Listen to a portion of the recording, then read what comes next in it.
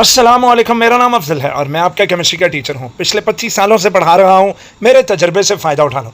Class 9th chemistry chapter number 5 energetics concept overview 10, जिसमें हम discuss करने जा रहे हैं टेक्स्ट बुक पेज नंबर 77। एक ज़रूरी बात सुन लें, एक ज़रूरी ऐलान सुन लें हजरात। In this video the wordings are same as in the text book. मैं टेक्स्ट बुक ही बोल रहा हूँ, मैं आपकी किताब ही की लाइन्स एक्सप्लेन कर रहा हूँ। ये मेरी खुद की तख्लीक नहीं है। इस चैनल का मकसद आपको सिर्फ किताब की लाइन्स समझाना है। मेरी बात फॉलो कर रहे हो तो इंग्लिश मीडियम हो या उर्दू मीडियम हो, अपनी किताब सामने रखो। आपको लगेगा, बल्कि आपको दिखेगा कि मैं किताब ही पढ़ रहा हूँ, किताब ही को समझा रहा हूँ। अपनी किताब पर साथ साथ हेडिंग्स भी लिख लें। लेकिन स्टिल अगर किसी को मेरे ही वाले नोट्स चाहिए तो फिर मैंने डिस्क्रिप्शन में ये नोट्स दे दिए होंगे, वहाँ से कॉपी करके अपने नोट्स खुद बनाना है।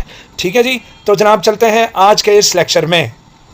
तो आज का टॉपिक है एरोबिक एंड एनएरोबिक रेस्पिरेशन। अच्छा बेटा, ये एरोबिक मैंने बोला, हालांकि वर्ड एरोबिक नहीं है, ये एयर से निकला है। इसका मतलब, इसको आप किस तरह बोलेंगे? इसको बोलेंगे एरोबिक। एरोबिक रेस्पिरेशन, पाए भी नहीं कहना, respiration and anaerobic respiration. तो जनाब एरोबिक एंड एनएरोबिक रेस्पिरेशन में आपको क्या बताया जा रहा है? Let's see. Point 1, process of respiration. देखा, मैंने अभी आपको बोला पाए नहीं कहना, मैं खुद पाए बोल रहा हूँ। The process of respiration in human beings is a continuous process. बेटा रेस्पिरेशन क्या है?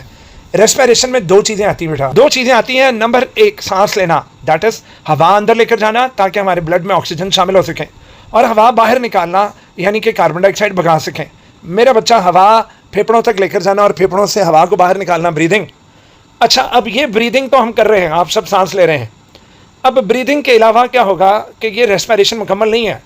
ये जो भी मैंने जो बोली है इसको ऑर्गेनिज्मिक रेस्पिरेशन कहते हैं। मतलब इसके अंदर ब्रीदिंग मूवमेंट्स और ब्रीदिंग आती है, हवा अंदर लेकर जाना, हवा बाहर निकालना। अच्छा, अब जब ऑक्सीजन में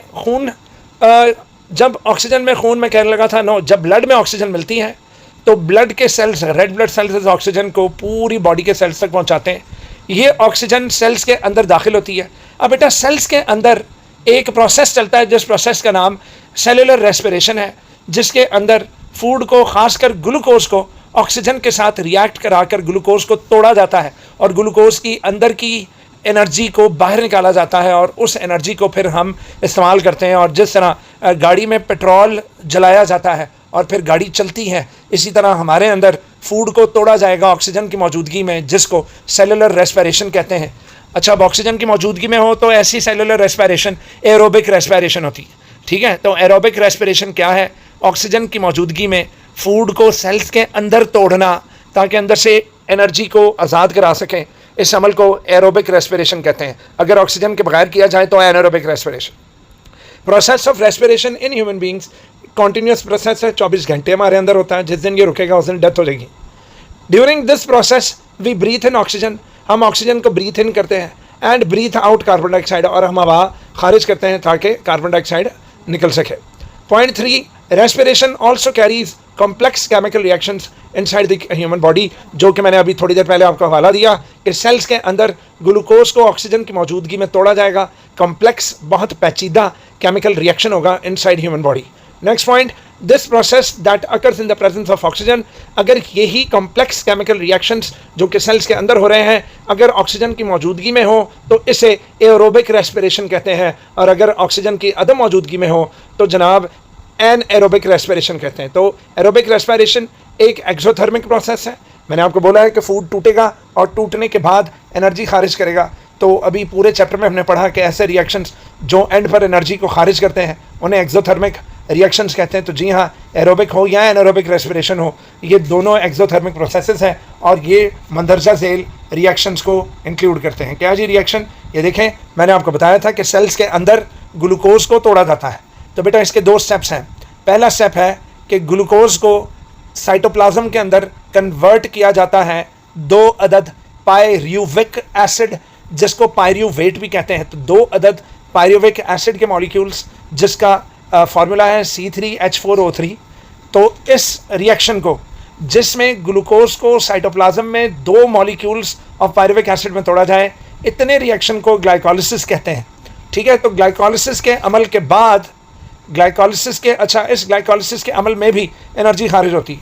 तो आप देख सकते हैं अपनी स्क्रीन पर कि ग्लूकोज को साइटोप्लाज्म में बहुत कॉम्प्लेक्स केमिकल रिएक्शंस के ज़रिए 2 अदद मॉलिक्यूल्स पायरूवेट में तोड़ा जाता है और साथ मेरा बेटा पायरूवेट के साथ एनर्जी भी खारिज हुई है।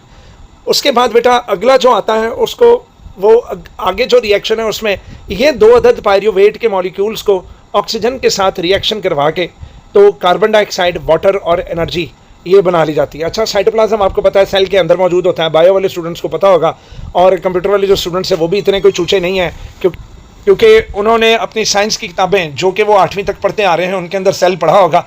और सेल के अंदर साइटोप्लाज्म में ग्लूकोज पायरूवेट में तब्दील होता है जिसको ग्लाइकोलिसिस कहते हैं, जबकि सेल के अंदर सेल के जिस्म का एक हिस्सा है, सेल का बॉडी का पार्ट है, सेल बॉडी के पार्ट जिसका नाम माइटोकॉन्ड्रिया है। वैसे तो ढेर सारे पार्ट्स हैं सेल के, लेकिन माइटोकॉन्ड्रिया के अंदर जो है वो 2 पायरूवेट के मॉलिक्यूल्स के साथ ऑक्सीजन गैस का रिएक्शन होता है जिसके नतीजे में 6 अदद कार्बन डाइऑक्साइड के मॉलिक्यूल बनते हैं, 6 अदद पानी के मॉलिक्यूल्स बनते हैं और मेरा बेटा ढेर सारी एनर्जी खारिज होती है जिससे मज़ीद एनर्जी को स्टोर करने वाला मॉलिक्यूल ATP बना लिए जाते हैं। तो एरोबिक रेस्पिरेशन में टोटल 36 ATP बनाए जाते हैं जबकि एनारोबिक में सिर्फ 2 अदद बनते हैं।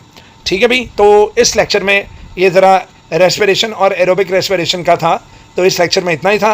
अब अगला जो पार्ट आ रहा है वीडियो का, जो अगली वीडियो आएगी उसके अंदर इंशाल्लाह मैं ग्लाइकोलिसिस और एनारोबिक रेस्पिरेशन और लिपिड्स ये तीनों चीज़ें मैं आपको एक्सप्लेन करता हूँ। ठीक है जी, इसके साथ ही अफजल को इजाज़त दीजिए। अल्लाह हाफ़िज़।